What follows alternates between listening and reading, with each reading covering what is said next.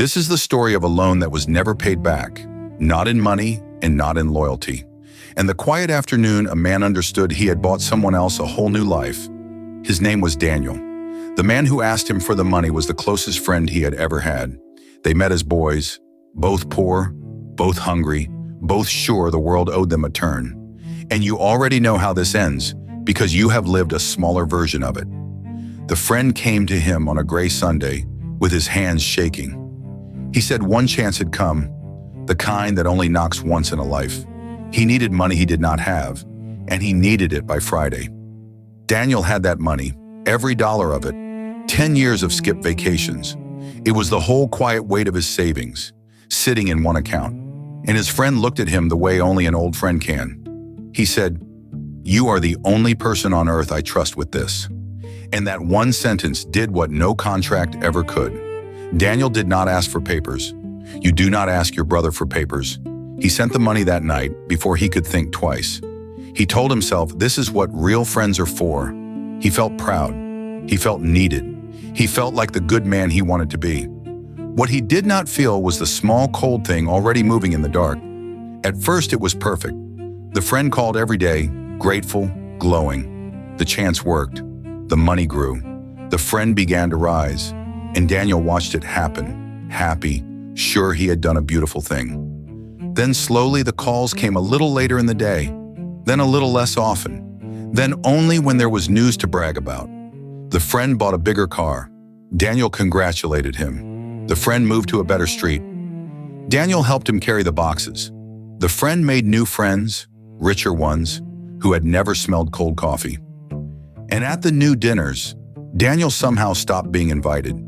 He told himself the man was just busy. Success makes people busy.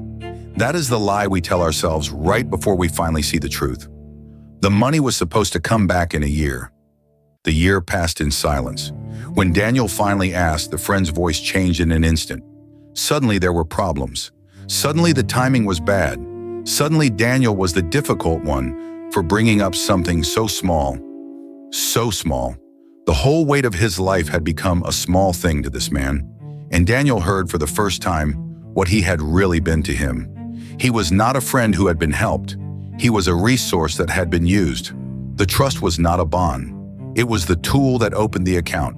The years of friendship were not love. They were the setup for one Sunday ask. And all that warmth was only ever the sound of a door being propped open. Daniel drove past the friend's new house on a bright afternoon. Through the window, he saw him laughing, glass in hand, surrounded by the new crowd. The friend looked happy, whole, lighter than Daniel had ever seen him. And Daniel understood he was looking at a life he had paid for, from the outside. He was standing in the cold, funding the warmth of a room he could not enter. Schopenhauer warned us 200 years ago, and he was not gentle about it. He said most people do not love you. They love what you do for them. Take away the use, and you take away the man. The friend did not betray Daniel at the end. He betrayed him at the beginning. The betrayal was not the silence, it was the smile that came to ask. But here is what nobody tells you about that cold afternoon. Daniel was not the fool in this story. He was the one with something worth taking. The friend was not the winner. He was a man who could only rise by hollowing out the people who loved him. One of them built a life. The other borrowed one, and will have to keep borrowing forever. Because a man who takes like that never learns to make. He only learns to find the next Daniel. You were not stupid for trusting him. You were loyal, and loyalty is not a flaw. You were not naive for giving. You were the kind of person the whole world quietly runs on. The shame was never yours to carry. Set it down. It belonged to the one who asked. You did not lose a friend that year. You finally saw one clearly. Here is the quiet law under all of it. A loan is a light you shine into a person, and it shows you exactly who they are. The honest ones pay you back and stay a little ashamed until they do. The users pay you back with excuses and resent you for the reminder. You do not have to hate them. You only have to stop handing them the money and the years. So watch who comes to you only when their hands are shaking. Watch who calls you a brother on the Sunday they need, and a stranger on the Friday they owe. Watch whose gratitude cools at the exact speed their fortune warms.